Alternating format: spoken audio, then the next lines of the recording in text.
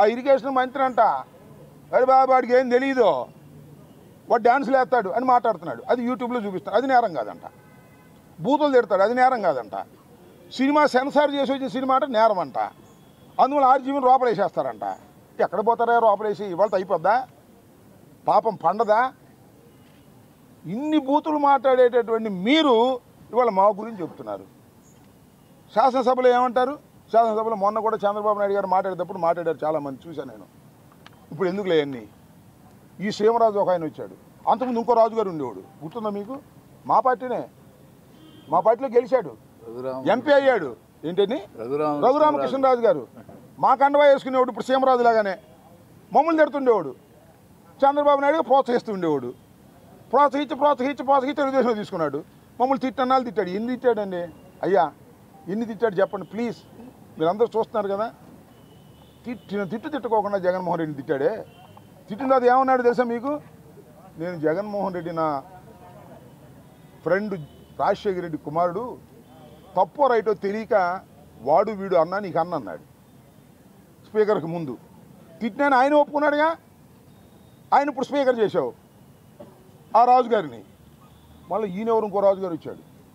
పాపం ఆ రాజుగారు పేమెంట్ తీసుకునే మనిషి కాదులే. కాస్త చంద్రబాబు నాయుడు వల్లో పడి జగన్మోహన్ రెడ్డి గారిని తిట్టాడు, మా కండవ వేసుకుని. ఇప్పుడు కొత్తగా ఇంకో సీమరాజు గారు అంట ఆయన వచ్చాడు. ఆయన క్యాష్ మొత్తం లోకేషే. రోజు తిడుతున్నాడు, ఇష్టమైనట్టు తిడుతున్నాడు. దానికి సెన్సార్ లేదు. ఆర్జీవీని అయితే లోపలేస్తారు, సీమరాజుని అయితే నెత్తిని పెట్టుకు పొగుడుతారు. ఎక్కడ పోయే కాలం వచ్చిందా? మీరు ఏంది నాకు అర్థం కాల. ఇవాళతో అయిపోతాయా రాజకీయాలు? నేను మనవి చేస్తున్నా. ఇవాళతో ప్రభుత్వాలు శాశ్వతంగా ఉంటాయని మనవి చేస్తున్నా.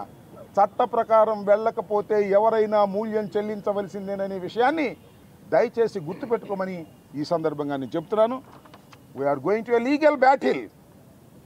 చట్టపరమైన యుద్ధం చేస్తాం, ఎంత దూరమైనా వెళ్తాం, న్యాయం కోసం పోరాడతాం. చట్టం ముందు లోకేష్ అయినా, అంబటి రాంబాబు అయినా, సీమ రాజైనా తిరిగి వచ్చేసింది. మళ్ళా తిరిగి వచ్చేసిన తర్వాత ఉంటుంది భజన. అది విషయం. చట్టం తన పని తాను చేసుకుపోయే విధంగా ఈ ప్రభుత్వం ప్రవర్తించకపోతే న్యాయస్థానాలకు వెళ్తాం, సుప్రీంకోర్టు దాకా వెళ్తాం, న్యాయ పోరాటం చేస్తామని మీ ద్వారా ప్రజలకి, ప్రభుత్వానికి చెప్పదలుచుకున్నాను. ప్రజలకు మనవి చేయదలుచుకున్నాను.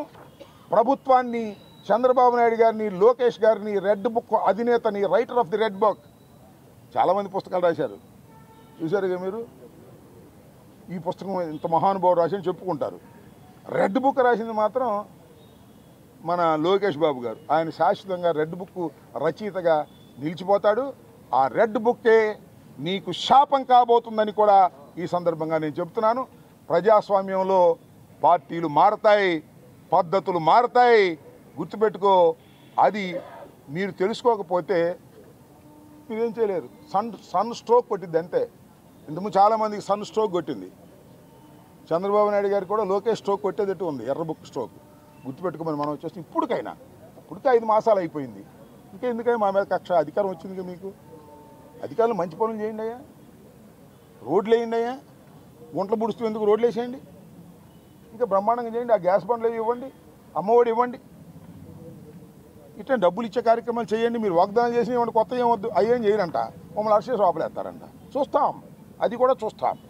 ఏం కంగారు పడాల్సిన అవసరం లేదు. భయపడేవాడు వెనకప్పటికి కొద్దిగా వెనక తగ్గి ఉండొచ్చు, కానీ మనసులో మాత్రం పోదే. జగన్ ముద్ర మనసులోనే ఉంటుంది, గుర్తుపెట్టుకుని కూడా ఈ సందర్భంగానే మనం చేస్తాం.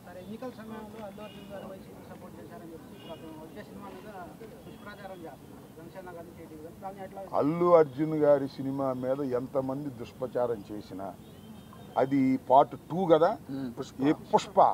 పుష్పాన్ని చూడకోకుండా ఎవడు ఆపలేడు. అక్కడ దాకా ఎందుకయ్యా? నందమూరి తారక రామారావు గారి కుటుంబం జూనియర్ ఎన్టీఆర్ సినిమాను చూడకుండా బహిష్కరించాలని ప్రయత్నం చేశారా? ఆపగలిగారా? అట్లాగే ఇప్పుడు ఆయన పేరేంటి, అల్లు అర్జున్ గారి సినిమాని ఆపాలని ప్రయత్నం చేస్తే ప్రజలు చూడరు. బాగున్న సినిమా ఏదైనా చూస్తారు. అరే రాజబాబు హీరోగా యాక్ట్ చేసిన సినిమా బ్రహ్మాండంగా చూసామా మేము.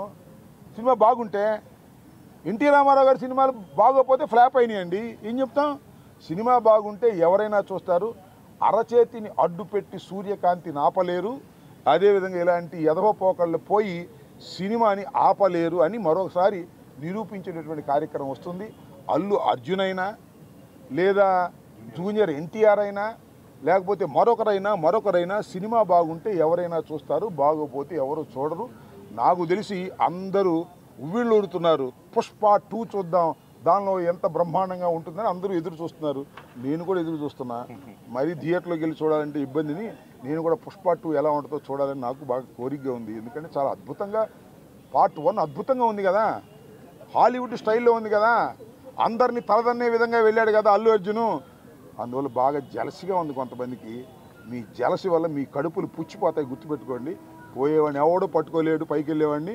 మీరు పట్టుకోవాలని ప్రయత్నం చేస్తే మీ కడుపులే గ్యాస్తో పుచ్చిపోతాయి, గుర్తుపెట్టుకోమని ఈ సందర్భంగా చెప్పదు. ఏంటి నేను సినిమా చూడమని నువ్వు చూడు నాగరాజు, టికెట్ ఇస్తాను నీకు, అందరు చూడలేను. కానీ నాకెందుకు సినిమా ప్రచారం? అడిగారు కాబట్టి చెప్పాను. నేను సినిమా జోలికి వెళ్తానా? అడిగారు కాబట్టి చెబుతాం. అప్పుడెప్పుడో బ్రో సినిమా గురించి వెళ్ళాము, దానిలో నాది కూడా పెట్టారు కాబట్టి. నేను అనేది ఏంటంటే, మీరు అడిగారు కాబట్టి కాస్త చెప్పాలి కాబట్టి, మీకు చెప్పకపోతే బాగోదు కాబట్టి కొన్ని ఏమో చెప్పము, కొన్ని ఏమో చెబుతాం. మనకు నచ్చింది చెబుతాం, మనసుకు నచ్చని నో కామెంట్ అని వెళ్ళిపోతాం. అని అడిగాడు. జూనియర్ ఎన్టీఆర్ని, అల్లు అర్జున్ని ఇద్దరిని బహిష్కరించాలని ఎవరైనా అనుకుంటే అది మీ భ్రమ తప్ప ఎవరిని బహిష్కరించలేరు ఈ దేశంలో, ఈ సినిమాల్లో. గుర్తుపెట్టుకోండి, Allu Arjun is an international యాక్టర్గా రూపుదిద్దాడు. అవునా కాదా? Thank you.